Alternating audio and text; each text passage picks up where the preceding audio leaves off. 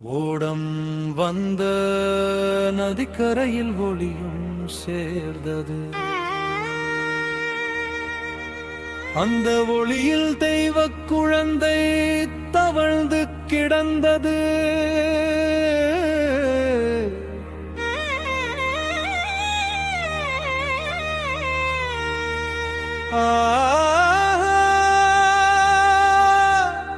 மணிகண்டன் வந்தாரே, பாண்டாள பூமிக்கு வரமாய் பிறந்தாரே.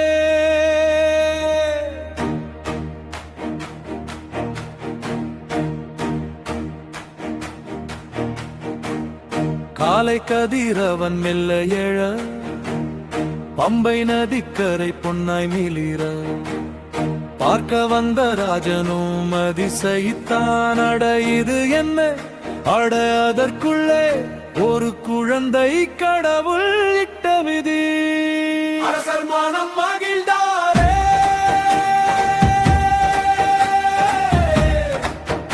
அந்த சிரிப்பை உலகம் கண்டதில்லை. சின்ன சுவாசம் அரசர் உயிரானதே, சந்தோஷம் எல்லாம் ராஜ்யம் சேர்ந்ததே. ஆனந்தம் ஆனந்தமே, அற்புலை குழந்தையே, அற்புலை குழந்தையே, மணிகண்டன் பிறந்தாரே.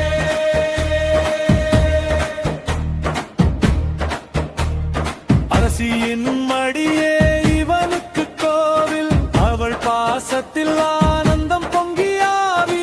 அன்றே முனிவர் ஒருவர் வந்தார், அருள் மொழி சொன்ன ராஜனே இவன் மனிதன் அல்ல, தர்மத்தின் தூதுவன். உலகம் இவனை மணிகண்டன் என்று போற்றும். வீட்டுக்குள்ளே விளையாடினாலும் கண்களிலே வீரம் தான் விளங்கும். தந்தையே நான் தர்மம் காப்பேன் என்று சொன்ன பிள்ளை ராஜ்யத்தின் ஒளியானார். அவன் விளையாட வந்தாலே, சிரிப்பால் மக்கள் மனமெல்லாம் உருகுதார். பாசமும் கருணையும் பொழிந்து அவன் வாழ்வே ஒளிமயமானதா.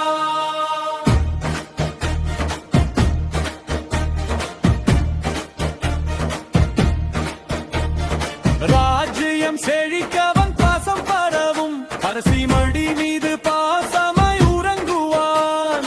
குடும்பத்தின் ஓசையாய் மனத்தின் ஒளியாய் மறைமால் வரமாய் மணிகண்டன் தான். மணிகண்டன் மணிகண்டன் தேவமாவாய் பூமிக்கு வந்தாரே, மண்ணுக்கு ஒளிய நின்றாரே, பாண்டாளம் முழுக்க மகிழ்ச்சி தந்தாரே. பூமியில் தர்மம் எழுத வந்தார், ஆகாயம் உறுதி செய்த பிள்ளை.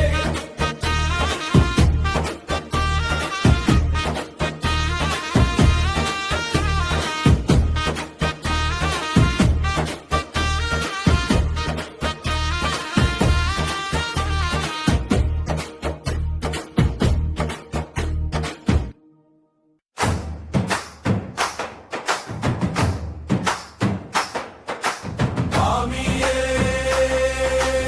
ஐயப்போ, ஐயப்போ சுவாமியே, சுவாமியே ஐயப்போ, ஐயப்போ சுவாமியே. புலிப்பால் தேடியே நடந்தானே ஐயன், மகிழ்ச்சியின் இருப்பிடம் அப்போது கண்டாம். மகிழ்ச்சியின் இருப்பிடம் அப்போது கண்டான். மாயங்கள் பல செய்தார் மாபெரும் அரக்கி, தர்மத்தை அழிக்கவே ஆக்ரோஷமானார். வீரன் மணிகண்டன் புன்னகைத்தார், அவன் மாய வலைகளை சில நொடியில் அறுத்தெறிந்தார். வானமே நடுங்கியது, மண்ணும் அதிர்ந்தது, தர்மத்துக்கும் அதர்மத்துக்கும் போர் தொடங்கியது. அம்புகள் மழையென பாய்ந்ததே அங்கே, மகிழ்ச்சியின் செருக்கும் ஆட்டமும் அடங்கவில்லை.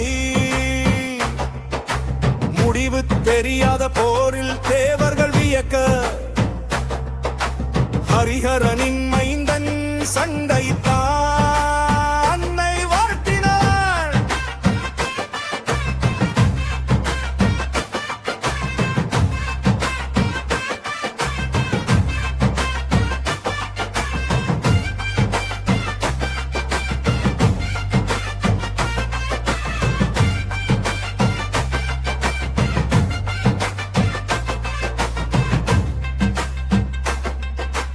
பதவி பிழையால் சாபம் பெற்றவளே,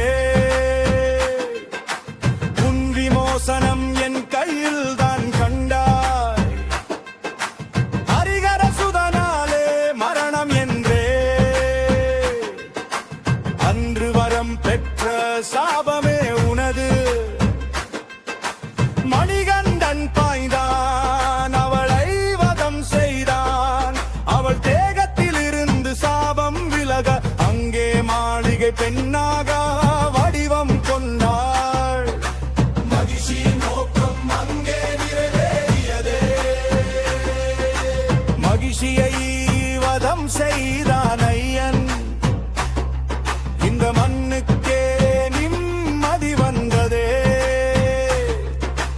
அவதார நோக்கம் அங்கே முடிந்ததே. அங்கே புலிப்பால் தேட திரும்பினானே ஐயன். வீரமணிகண்டன் வெற்றி முழக்கம் மனமெங்கும் பரவியதே. சபரிமலை கோட்டையிலே அவர் புகழ் ஒலித்ததே.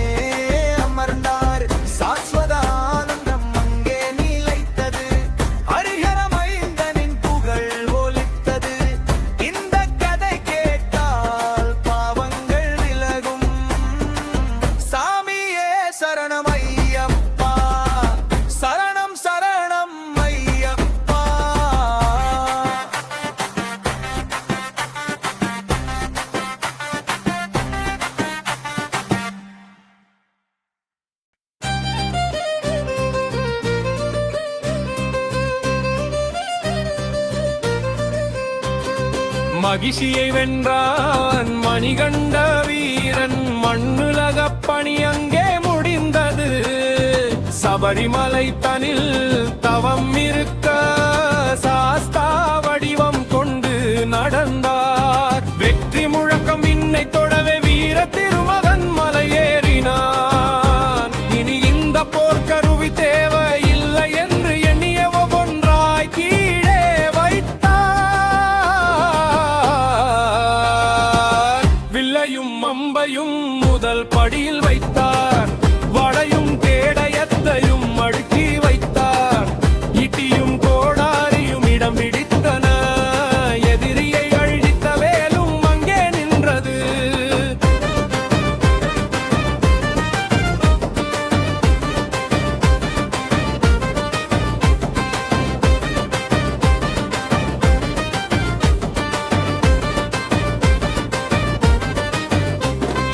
பதினெட்டு ஆயுதங்கள் வரிசையாய் மாறின. பக்தர்கள் ஏறும் படிகளாய் உடைந்தன. ஒவ்வொரு ஆயுதமும் ஒரு சக்தியானது. உள்ளே இருக்கும் வினைகளை அறுக்கும் வாளானது. இருமுடி சுமப்பவர் மட்டுமே ஏறலாம் என்று அந்த படிகள் சபதம் செய்தன.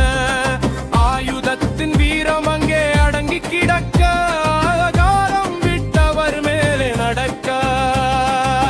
வில்லையும் அம்பையும் முதல் படியில் வைத்தார். களையும் கேடயத்தையும் அடுக்கி வைத்தார். இடியும் கோடாரியும் இடம் பிடித்தன. எதிரியை அழித்த வேலும் அங்கே நின்றது.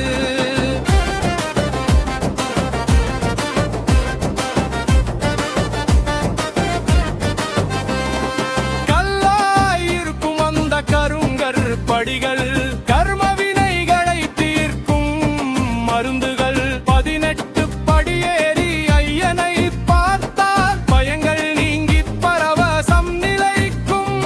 சரண கோஷம் ஒலிக்கையிலே சலனங்கள் யாவும் மறைந்து போகும்.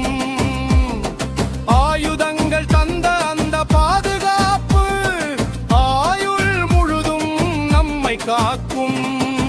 வில்லையும் அம்பையும் முதல் படியில் வைத்தார். வளையும் கேடயத்தையும் அடுக்கி வைத்தார். இட்டியும் கோடாரியும் இடம் பிடித்தன. எதிரியை அழித்த வேலும் அங்கே நின்றது.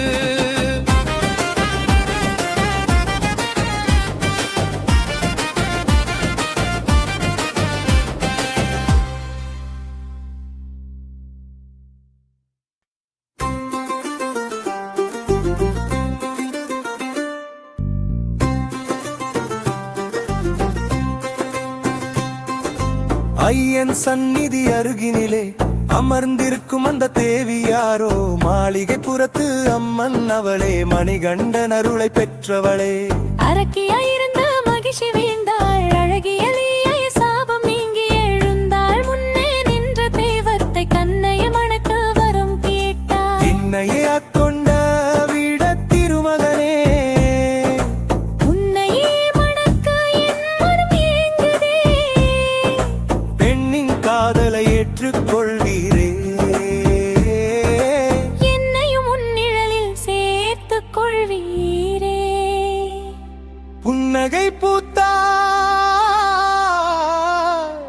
ஹரிஹர சுதன். புனிதமான தவத்தில் நான் இருக்கிறேன். நித்திய பிரம்மச்சாரி கோலம் இது. இதில் திருமணத்திற்கு இடமே இல்லை. ஆனாலும் தேவியே உன் அன்பு உயர்ந்தது. என் ஆலயத்தினிட பக்கம் அமர்ந்திரு நீ. மஞ்சள் மாதா என உன்னை புகழ்வார். மாளிகை புறத்து அம்மன் என போற்றுவார். எந்த ஒரு வருடம் என் மலைக்கு கன்னிசாமி ஒருவன் வராமல் இருப்பாரோ? அன்று உன்னை நான் மணப்பேன் என்று அன்போடு ஒரு வாக்கை கொடுத்தார்.